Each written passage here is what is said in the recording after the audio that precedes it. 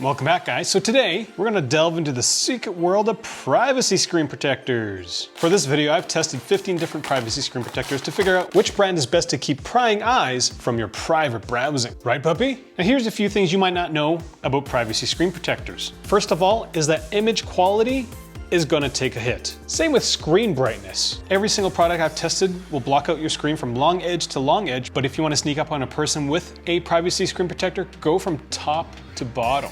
They can't do anything about that. Now from my experience, eye strain increases with privacy screen protectors because every single time you jostle your iPhone like this, the screen blacks out. So your eyes are just kind of like, But here's the thing, it doesn't completely block out the screen. If the screen is bright enough, you can kind of pick out what's going on that screen. You've been warned. If you're looking to get a privacy screen protector, make sure you use my links. I'm a reviewer, not influencer, so nobody's paying me to make this video. All right, to rank all these screen protectors, I scored them on several factors: install tools, coverage, oleophobic coating, privacy viewing angles, image quality, durability, and value. I'm gonna cover each scoring criteria quickly and then give you guys some of the interesting tidbits that I came across with these products. Now, install tools directly correspond to price. The more bucks, the more install tools. Now Monty, why are install tools important? Because the first thing to using a privacy screen protector is to install it. Now for this criteria, Flolab and Spigen had the best install tools. They both come with trays, but Spigen comes with a squeegee that makes getting bubbles out really easily. And Flolab came with giant dust stickers. Interesting fact, every single install I did, I used this. So this got used like 15 times. This product had the worst install tools. Premium price, cheap company. The next thing I scored was coverage. Now between the biggest screen protector and the smallest screen protector, the difference was only about 5%. Not a big deal, except that the smallest screen protector belonged to these guys, so being Apple's preferred glass screen protector supplier has gotten to their heads. Now for oleophobic coatings, I did the same droplet test I've been doing for the last few years, and Spigen's product again was a bust. The water droplets did not want to leave the screen protector. It's kind of like a clingy X, I think. Now the screen protector does feel smooth, so there's a part of me that's thinking my water droplet test isn't quite working, but this Spigen product was the exception, it wasn't the rule. Right, puppy? Now before we talk about the privacy viewing angles, make sure you hit the like button if you're finding this information useful, or the subscribe button if you haven't. Next, Monty and I ventured into darkness or lightness, depending on what angle you're looking at your iPhone screen. To do this test, I built a rotating arm in a custom app to help measure when the iPhone screen was unviewable. Now certain brands will claim to have like 98-degree view angles and stuff. 98 degrees? You're my sunshine after the rain.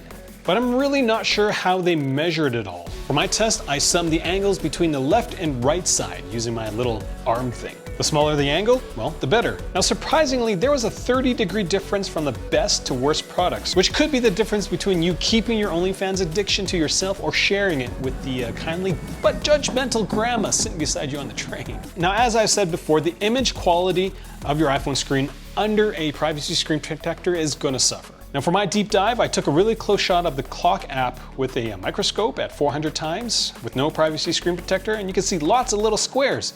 Now here's a close-up with the privacy screen protector, and kind of looks like Monty puked up all over the screen. Was there a big difference in terms of the screen quality? Not really. If I had to be picky, products like Flolab look closest to normal, whereas in cheaper Amazon products kind of made everything look a little sad, we'll say. Another odd thing was how companies dealt with the dynamic island. Some companies had clear cutouts, others had actual cutouts, other companies opted to cover it up. Was there a performance difference between these different setups? Nope. Now, durability is another key aspect. I've been talking about durability for years now, so instead of me talking about it, I'm just gonna show you a 10-second clip of all the crunchiness that happened.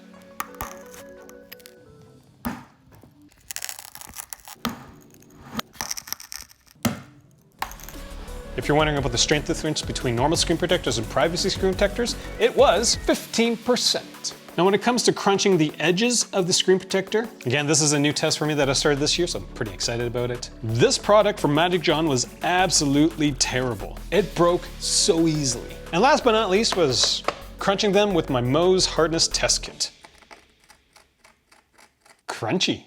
So after all those meticulous tests, here are my top 5 picks. Just a reminder, if you plan on getting one of these products, make sure you use my links. Right, puppy? Coming in at number 5, is the privacy screen protector from Glass. This screen protector doesn't excel in any specific area, but is above average across the entire board. Its install tools are a cut above average, but it kind of falls short when it comes to durability. Its privacy viewing angle hovers around the 90-degree mark, which is average, and at $18, this is a solid deal. Reliable and affordable, like Monty. What? Number 4 went to this guy. It's an Amazon brand. Officially, it's the EGK Kimba screen protector. This is a pleasant surprise to me because Amazon products usually don't make the top 5. But this purple tinted screen protector outperformed the Glass in every single area. It has a privacy angle of about 85 degrees, and the install tools, well, are a little lacking from my perspective. The tint does add a touch of personality to your iPhone, so if you're looking to stand out, this is pretty cool. I might get another one. Number 3 goes to the ZAGG Invisible Glass Privacy Shield. This screen protector had the best oleophobic coating in the entire test group. Its impact and scratch was also top-notch. I will note that the edge strength wasn't as strong as the impact, but at $30, this is one of the most expensive products in the list. There's actually one that is twice as expensive, so keep that in mind. The privacy angle was about 84 degrees, which is a little better on average than the EG Kimba. Now here's something different. There's a tie for the top spot. Given that I rank across 8 different criteria and I rank them each individually, it's very unlikely that this would happen. Tied for first are these 2 products. I'm going to talk about Flolab first. Flolab is a pretty consistent performer. They're some of the best in the screen protector game from my perspective. Standout feature for this product is the viewing angle. It's got the smallest viewing angle out of all the ones that I've tested at 82 degrees. The install tools like the oversized dust sticker. The one thing I didn't capture is the size of their wet wipes. Their wet wipe size is actually quite large. Most of the time it's like a square this big, but Flolab's it's about this big. And their one-time pro install frame, primo. But there is a massive downside to this product. This thing is $60. This Flolab is twice as much as this ZAGG product, which is just crazy to me. But you do get what you pay for. All right, the other product that tied for first is this one. It's a little bit more affordable. Now the install tools for this product, they're a little basic, but they get the job done. What makes the Tech Armor one of the best privacy screen protector is the durability of the product. It's hard to see, but for my impact testing, it doesn't actually spider across the entire screen like some of these other products do.